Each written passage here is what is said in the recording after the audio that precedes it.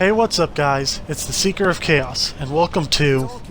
Honestly, I really don't know what to call this show yet. How about the top 5 of chaos? No? Yeah, I'll work on it. But anyway, weapons are an important part in most games. Most times you'll need them to progress. Guns in particular. Which got me thinking of special or exotic types of guns. Those kinds of guns you need to work hard or do a special activity or quest to get. Which made me think of only one game. And if you're thinking of the new Fallout 4 or the game I'm showing now, Saints Row 4, then you obviously didn't read the title. Really guys? I am of course talking about Destiny. This game has quite a few exotic weapons. In fact, there's a whole class called exotic. Some are pretty easy to get, others not so much. But one thing is for sure, they do have some one-of-a-kind powers that help players out, and here are my top 5 favorite of them. Keep in mind, this is Year 1 as well as Year 2 weapons. Now I know what you might be thinking, but Seeker, why not do 2 videos? One with Year 1s and another with Year 2s? Well, dear viewer, I have 2 reasons. First, these weapons are the ones that I've used the most out of all the exotics I've got. And 2, there are a lot of new Year 2s that you have to do a lot of side missions that I missed. And the exotic drops that I mostly got were armor, which I might do in another video. Also keep in mind, I haven't had a chance to get all the powers for all the Year 1 weapons on the list before I did this video, so I'm very sorry about that. So with that out of the way, let's get to the list. Let's count down the... countdown. Leave me alone. Number 5. The Dragon's Breath. The Dragon's Breath is a rocket launcher and my very first exotic in the game. It does soul damage and holds a single rocket that can release a napalm canister that makes a very nice firestorm. It's really cool to see. It's a decent rocket launcher that does a decent amount of damage even though it is a rocket launcher. Napalm is good against bosses if you hit them at the right time and they aren't really in the air. It's okay with normal enemies since they will sometimes jump into the napalm. Its design is really cool and simple, being grayish-green color with a design on the front that is similar to the design on the flamethrower from Halo 3, and it has steam coming out the pipes on either side. All in all, it's pretty good. Number 4. The Icebreaker.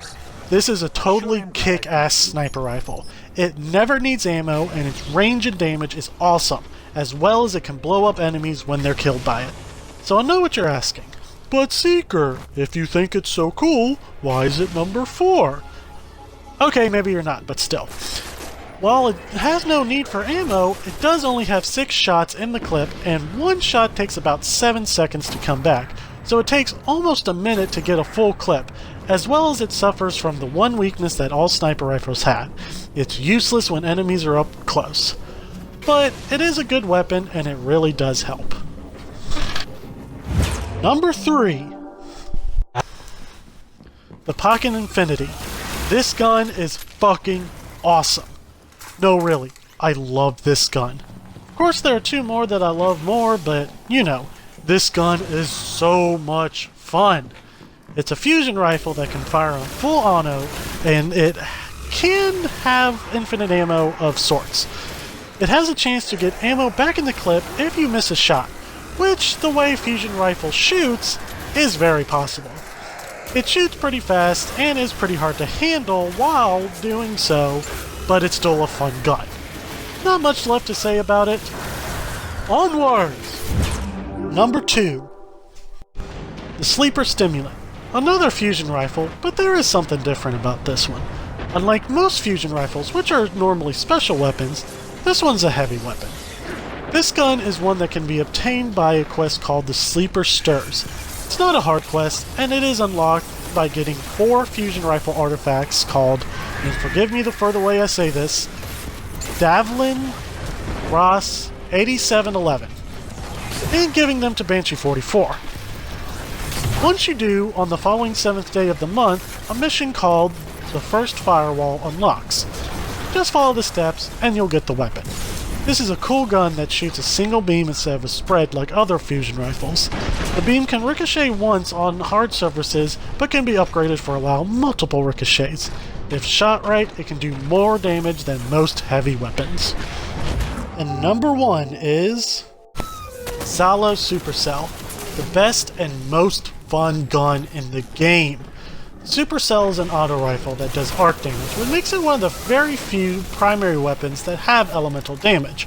It can sometimes chain arc damage when you hit an enemy, and double kills charge a small amount of super energy and can return ammo to the magazine. It shoots fast and reload doesn't take too long. It can wipe out a group of enemies really quickly, and it still holds a good amount of ammo. And the best part is that it's a drop.